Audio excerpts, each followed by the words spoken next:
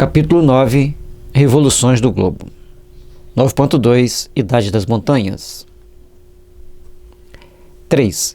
Examinando os terrenos dilacerados pelo erguimento das montanhas e das camadas que lhes foram os contrafortes, possível se torna determinar-lhes a idade geológica.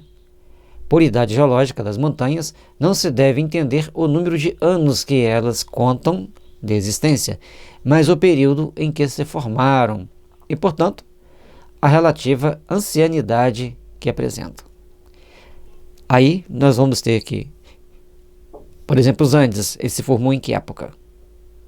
Época, e não em que ano. Porque contar os anos da Terra é uma coisa muito delicada. For errôneo acreditar-se que semelhante ancianidade corresponde à elevação que lhes é própria, ou à natureza exclusivamente granítica que revelam, uma vez que uma massa de granito, ao dar-se o levantamento, pode ter perfurado e separado as camadas superpostas.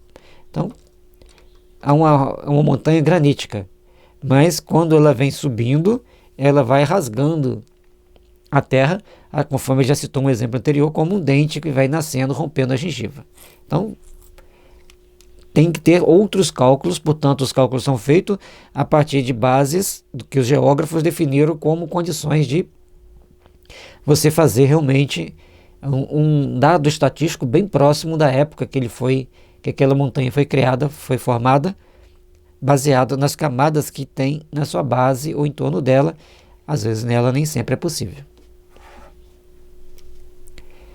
Comprovou-se assim, por meio da observação, que as montanhas dos Vosges, da Bretanha, e do Côte d'Or, na França, que não são muito elevadas, pertencem às mais antigas formações.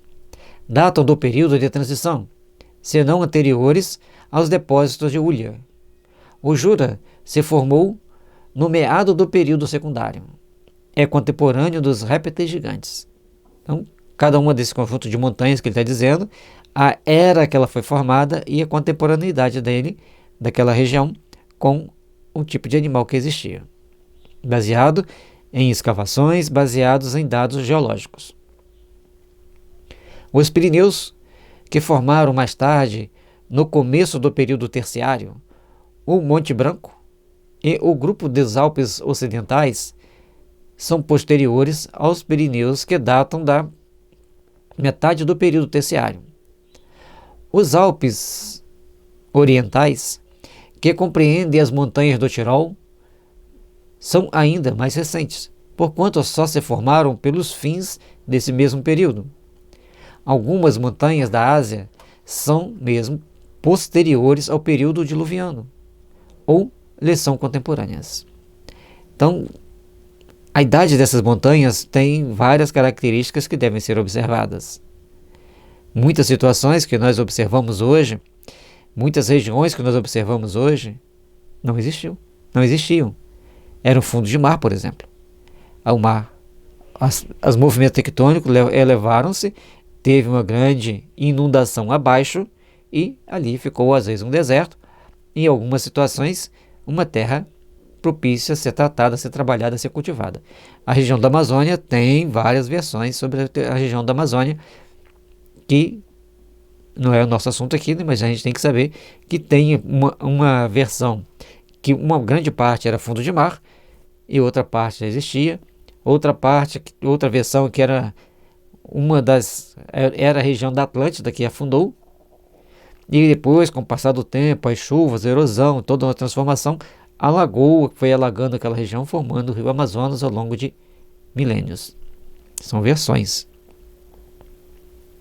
A gente citou Amazonas porque está aqui perto de nós, porque quando ele está citando os montes europeus, poucos de nós conhecemos, e aí a pessoa pode olhar lá no mapa, ver quanto que é. O Tirol fica na região se não estou enganado, entre a Suíça e a Itália. Os Alpes ficam ali na França Oriental, na França, mais pela divisa da Suíça com a Itália. E o Alpes Ocidental, lógico, mais para frente, mais para dentro da França. Esses levantamentos hão de ter ocasionado grandes perturbações locais e inundações mais ou menos consideráveis pelo deslocamento das águas, pela interrupção e mudança do curso dos rios. Sempre que tem uma elevação, nós já explicamos antes, levou o território, se passa um rio ali ou forma um lago, ou ele vai represando, depois ele estoura aquela barragem e passa por outro caminho, criando outro vale, criando outro leito. E isso, onde ele passar, vai causar inundações que ficaram marcadas na estrutura geológica daquela região. E aqui tem um 92, nota de Allan Kardec. O século XVIII registrou notável exemplo de um fenômeno desse gênero.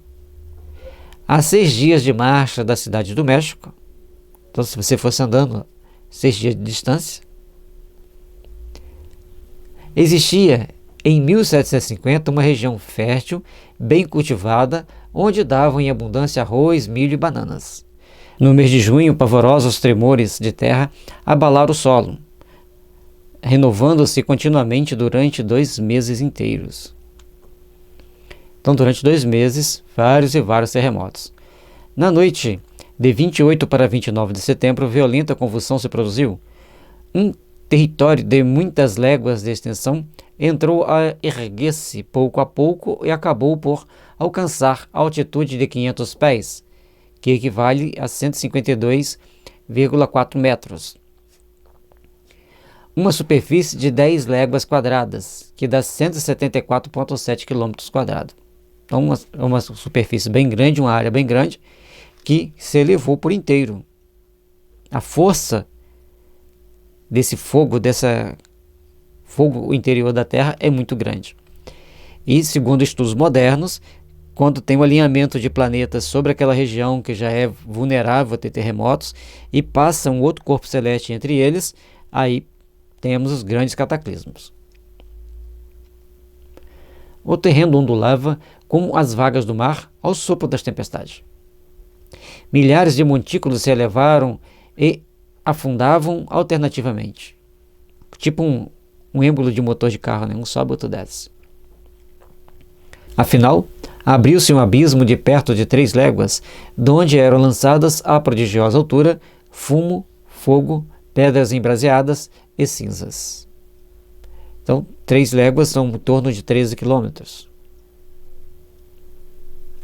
6 montanhas surgiram desse abismo iante, entre as quais o vulcão a que foi dado o nome de Jorullo, que agora se eleva a 550 metros acima da antiga planície. Então, além de todos aqueles balançar, uma grande fenda, e depois surge esse vulcão, além de outras montanhas que surgem ali naquele momento, no caso 6 montanhas, e mais o vulcão Jorullo, né? No momento em que principiaram os abalos do solo, os 2 rios Cuitimba e São Pedro, refluindo, inundaram toda a planície hoje ocupada por Jorullo. No terreno, porém, que sem cessar se elevava, outro sorvedouro lhe abriu e os absorveu. Os 2 reapareceram mais tarde a oeste, num ponto muito afastado dos seus antigos leitos. É interessante que eles passavam pela planície e, devido a todos esses tremores, todo o terremoto, elas foram deslocadas, um sorvedouro absorveu e eles depois apareceram em outro local, devido a toda a força que tem nesses movimentos tectônicos, causando grandes transformações. Se na era atual pode ocorrer transformações como essa, nas eras anteriores as coisas eram bem mais complexas, eram bem mais possantes, bem mais fortes, porque a Terra não estava com a crosta tão endurecida, tão espessa como é hoje. Que a crosta da Terra, logicamente, ela foi aumentando com o passar do tempo.